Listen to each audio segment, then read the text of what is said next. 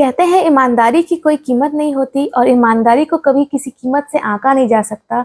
आज ऐसे ही ईमानदारी का एक किस्सा मैं आपके साथ शेयर करने जा रही हूँ। ये किस्सा है यूपी के पास एक एरिया है देवबंद और उसी से रिलेटेड उसी से जुड़ा हुआ एक गाँव है, वहाँ की ये कहानी है। वहाँ पर एक दादा अपने पोते को ढूँढने के लिए लगातार सोशल मीडिया और अखबार के ज़रिए इश्तिहार डाल रहे थे। उस बच्चे की फ़ोटो और उस समय जब से वो गायब था उसकी लगभग उम्र 5 से साढ़े 5 साल थी। उस समय की फ़ोटो और उसकी डिटेल्स लगातार शेयर किए जा रहे थे।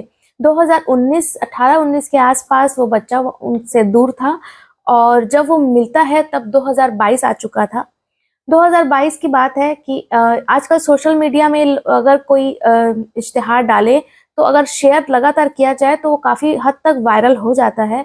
और ऐसे ही वो फ़ोटो और एडवर्टाइज़मेंट शेयर होते-होते एक उत्तराखंड के एक इलाके में, छोटे से गाँव के इलाके में चाय के स्टॉल में एक व्यक्ति अपने फ़ोन में यूँ ही फ़ोन यूज़ कर रहा था, सोशल मीडिया यूज़ कर रहा था और उसने चाय पीने का ऑर्डर दिया, चाय माँगा एक छोटे बच्चे से। और जैसे ही वो बच्चा चाय लेके आया और उसी समय उसने अपने फ़ोन पे एक एडवर्टाइज़मेंट देखा, एक गुमशुदगी का एक पिक्चर देखा, जिसकी शक्ल लगभग उस बच्चे से मिल रही थी। वो बार-बार उस बच्चे को देखता, फिर उस फ़ोटो को देखता, मगर जो बच्चा उसके सामने खड़ा था, उसकी उम्र लगभग 8 से 9 साल हो चुकी थी और हल्का-फुल्का चेंजेस भी लग रहे थे क्योंकि वो जिस पिक्चर को देख रहा था, वो करीबन 5 साल, 6 साल के बच्चे की थी, लगभग 6 साल के बच्चे की थी। फिर भी उसे रहा नहीं जाता है और वो बहुत बारीकी से जब उस बच्चे से बुलाता है और उससे उसका नाम पूछता है, तो वो अपना नाम शाहवेज़ बताता है। और उसकी ताज्जुब की बात नहीं थी कि उस पिक्चर में भी बच्चे का नाम शाहवेज़ रहता है। वो उसके माता-पिता का नाम पूछता है, वो अपने माता-पिता का नाम बताता है और उसके माता-पिता का नाम उस फ़ोटो के नाम से मैच करता है, तो फ़ौरन वहाँ दिए गए नंबर पे कॉल करता है और पूछता है, "क्या मेरी बात शाह आलम से हो रही है?" ये ऐड शाह आलम ने चलवाई थी। तो शाह आलम कहते हैं, "जी।" तो वो उन्हें खुशखबरी देता है कि आप जिसे ढूँढ रहे हैं इतने सालों से, वो बच्चा मेरे आँखों के सामने खड़ा है। फ़ौरन वो दादा वहाँ पहुँचता है और उस बच्चे को बहुत प्यार से मिलता है और वो काफ़ी इमोशनल हो जाता है क्योंकि बहुत सालों से उस बच्चे की तलाश में था। और जब शाह आलम से ये आगे डिटेल्स में ये कहानी सामने आती है, तो दरअसल ये कहानी शुरुआत हुई थी 2019 से।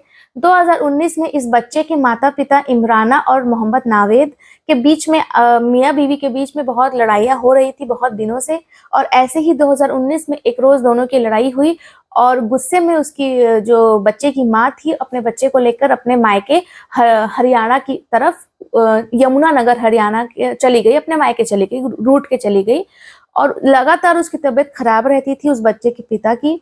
और इस झगड़े के बाद से उसकी तबीयत और बिगड़ने लगी और कुछ ही महीनों में उसकी मौत हो गई।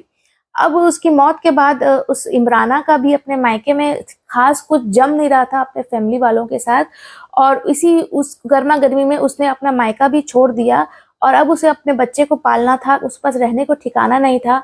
तो ऐसे ही वो इधर-उधर तलाश करते उत्तराखंड में एक दरगाह के पास जाकर रहने लगी, वहाँ पर वो साफ-सफाई करती थी और जो वहाँ से उसको मिलता वो अपने बच्चे को पाल रही थी।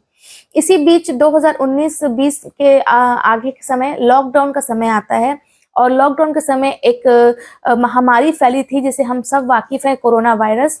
और उसकी माँ को भी ये बीमारी की चपेट में वो उसकी माँ आ जाती है और क्योंकि उनके पास इतनी हालत भी ठीक नहीं थी कि वो लोग इलाज करवाते और शुरुआती दिनों में उसे हो गया था, तो कोई उस समय प्रॉपर उसे मेडिकेशन नहीं मिली और उसकी भी जान चली जाती है।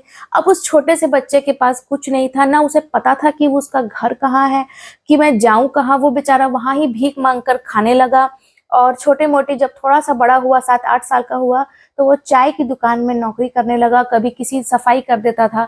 ऐसे ही वो बच्चा अपनी ज़िंदगी काट रहा था।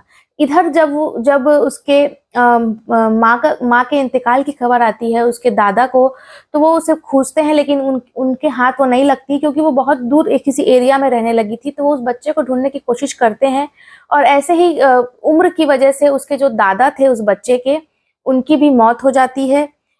फिर जब उनकी मौत होती है तो उनके चचेरे भाई होते हैं जिनका नाम होता है शाह आलम, वो उनकी वसीयत पढ़ते हैं तो उन्हें पता चलता है कि लगभग 5-6 से 6 करोड़ की उनकी पुश्तैनी ज़मीन और घर उन्होंने उस बच्चे शाहवेज़ के नाम करके वसीयत करके गए हैं। तो यहाँ पर वो शाह आलम ने अपनी ईमानदारी का, अपनी सच्चाई का सबूत देते हुए, ना कोई हेर फेर करते हुए, जल्द से जल्द उस बच्चे की खोज में लग गए कि जिसका जो वसीयत में जिसका नाम है वो उसे तुरंत मिल जाना चाहिए। अब उस फैमिली में कोई बचा नहीं था, सिर्फ ये चचेरे दादा कह सकते हैं शाहबाज के, वो बचे थे। और उन्होंने दिन रात कोशिश करके कई सालों तक उस बच्चे को ढूंढ निकाला। और जब ये बात सामने आई तो लोगों ने उनसे पूछा कि आप उसे रख भी सकते थे, जबकि इस बच्चे का पता भी नहीं चल रहा था। तो उन्होंने कहा कि मुझे आगे जाकर मुंह भी दिखाना है। मतलब हम ये जानते हैं कि दुनिया में कोई भी मजहब हो, कोई भी धर्म हो, आदमी अपने कर्मों की सजा भुगतता यही भुगतता है, और यहाँ नहीं भुगतता तो उसे उसका फल, कहते हैं ना, फल भी मिलता है और उसका कर्म की सजा भी मिलती है। ऐसा ही कुछ शाह आलम ने कहा कि मुझे अपने कर्मों की सजा से डर लगता है और मैं अपने इस तरीके का धोखा मैं किसी और के जायदाद के साथ नहीं कर सकता। उस बच्चे को उन्होंने अपने घर में रखा। उस बच्चे का सपना था डॉक्टर बनने का, तो अब वो बच्चा डॉक्टर बनने की कोशिश में है, उसकी पढ़ाई जारी है। और शाह आलम ने जो भी उसका था उसके हवाले कर दिया। जब वो बड़ा होके बालिग हो जाएगा तो सब कुछ उसके नाम पर हो जाएगा। यह इससे हमें सिर्फ ये सीख मिलती है कि चाहे कि जिसका जो सामान है वो वहाँ मौजूद भी नहीं है, उसकी कोई खबर भी नहीं है, तो भी शाह आलम ने अपनी ईमानदारी पे आंच नहीं आने दी। चाहे कोई भी इंसान हो, उसे अपनी ईमानदारी पे आंच नहीं आने देनी चाहिए। उसने दिन रात कोशिश करके, उस छोटे से बच्चे को पता भी नहीं है कि उसके नाम पे क्या कुछ कर दिया गया है। चाहता तो वो उसके परिवार में कोई बचा भी नहीं था, वो सब कुछ अपने भाई का अपने पास रख सकता था और कोई सवाल करने वाला भी नहीं होता, क्योंकि कोई था ही नहीं। मगर उसने ऐसा नहीं किया। मेरा यह कहा इस किस्से को सुनाने का उद्देश्य किसी को भी परेशान करना नहीं है, सिर्फ आप तक ईमानदारी की एक सही सीख देनी है। किसी भी मजहब, किसी भी धर्म के लोग को अपने कर्म के फल की हमेशा चिंता होनी चाहिए कि हम जैसा करेंगे हमें वैसा ही प्राप्त होगा। नमस्कार।